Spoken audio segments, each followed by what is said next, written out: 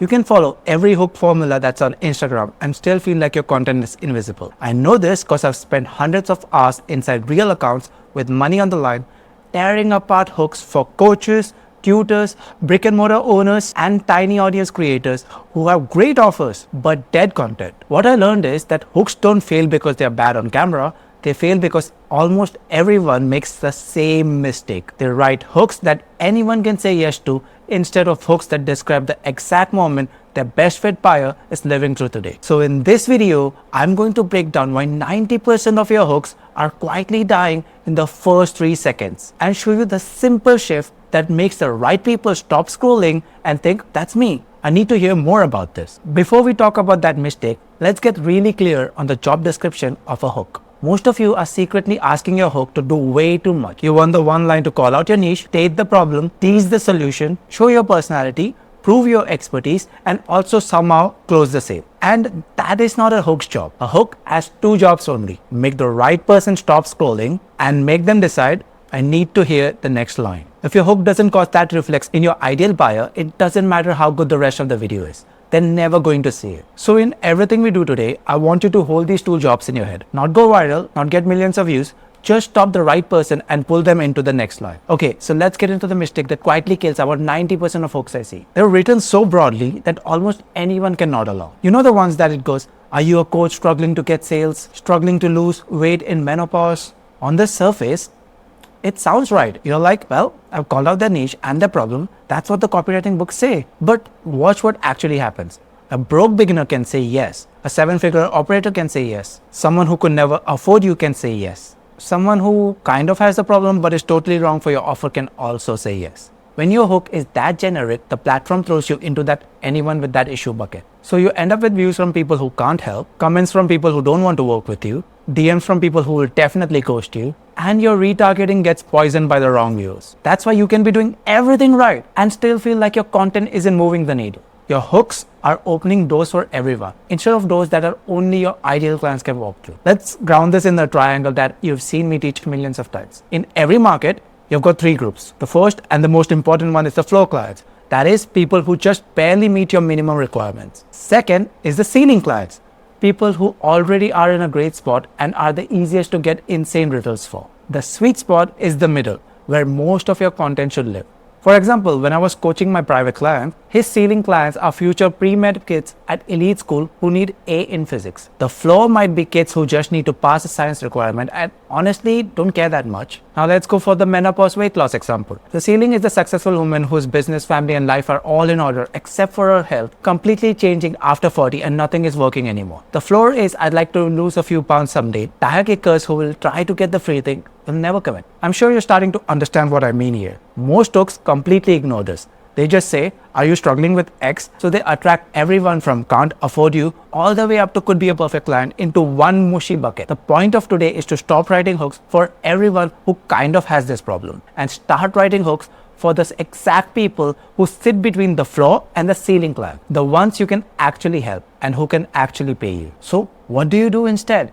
You stop calling out vague identity labels and you start describing what your person is actually doing right now to solve their problem. Plus, how that effort is failing. Here's the simple rule for you. A strong hook names the action they're taking, the result they expect, and the frustration they're feeling today. When you do that in one sentence, 2 things can happen. 1, only the right person recognizes themselves. And 2, the algorithm can see exactly who to go find more of. Let's walk through this using real examples from students so you know how this plays across different niches. In one of our dojo calls, we had Christine who works with women in menopause. Her first instinct for hook was things like, are you a woman in menopause struggling to lose weight? Which sounds normal, right? This is what the internet tells you to do. But as you already know, this line invites anyone in menopause at any level of commitment, income or readiness. You'll get overwhelmed women, totally disengaged women, tire kickers, freebie hoarders, everyone. On the call, we dug into what our ideal client is doing. She told me they're counting calories in apps like MyFitnessPal. They've tried Eat Less, Move More. Some are tracking macros. They've done Warrior Babe, V-Shred, Beachbody, random YouTube workouts. So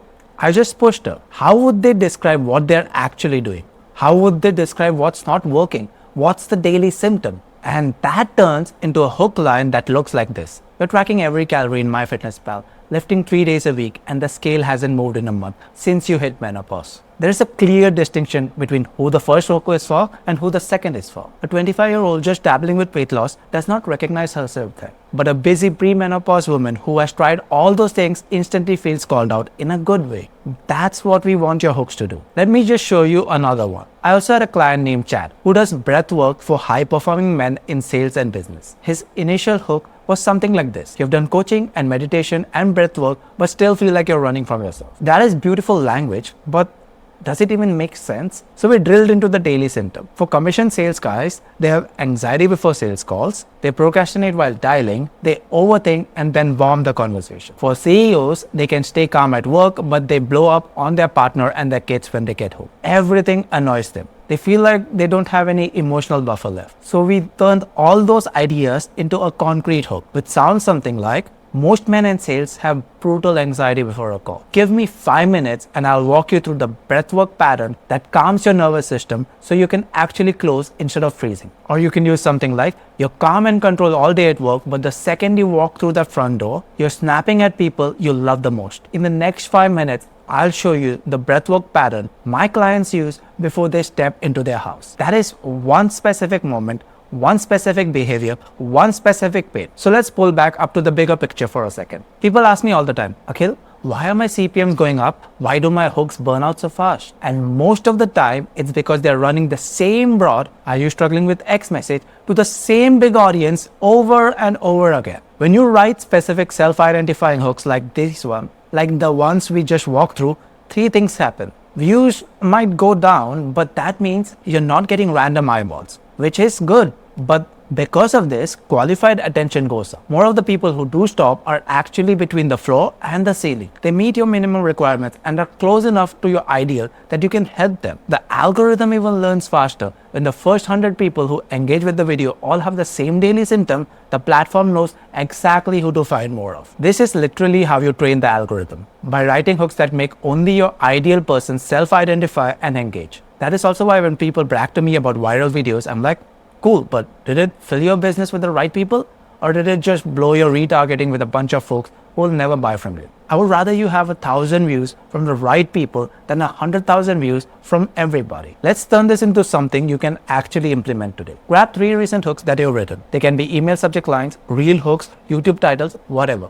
For each one, do this. Step 1. Write the hook as you originally wrote. Just put it on the page with no judgment. Step 2. Just answer these 3 questions. What is my ideal client actually doing right now? And I don't mean what they are thinking, what they're literally doing. That could be counting calories, rereading notes, following bright indirect light, stacking clients back to back, whatever it is. Then write, what result do they believe that action could create? That could be lose weight, get an A, make more money, get more blooms, feel calmer, whatever. And finally write down, how is that effort failing today? This could be the scale hasn't moved, they're still exhausted, the kids still get worst of them. And step 3, rewrite that hook as one sentence that includes all 3. An example from my client is, you're tracking every calorie in MyFitnessPal, lifting 3 days a week, and the scale hasn't moved in a month since menopause hit. Step 4, ask this question. Could someone outside my ideal client say yes to this? If the answer is yes, tighten it again. Add more details until only the person you want to see actually sees themselves in that line. If all you do after this video is run that exercise on your next 3 hooks, you will instantly be writing better hooks than most of your niche. Now, if you've been in my world for a while, you know this isn't just about writing a prettier first line. This sits on top of your triangle exercise. Knowing your flow, knowing your ceiling and your sweet spot. Your content foundation, knowing the problems, the symptoms, the desires, beliefs, and milestone your people are actually living with. Every example you saw today came straight out of that work. The better your foundation gets, the easier it becomes. You don't sit down to be more creative, you sit down to describe something that is already happening in your client's daily life. And if you want help building out your full content foundation and hook bank so you never start staring at a blank cursor again, I'll drop a doc to join my paid dojo in the description. This walks you through that step by step. Because once you stop writing the hooks that anyone can say yes to and you start writing hooks that only your best fit buyer can recognize, everything else in your ecosystem gets cheaper, cleaner, and a lot easier to scale.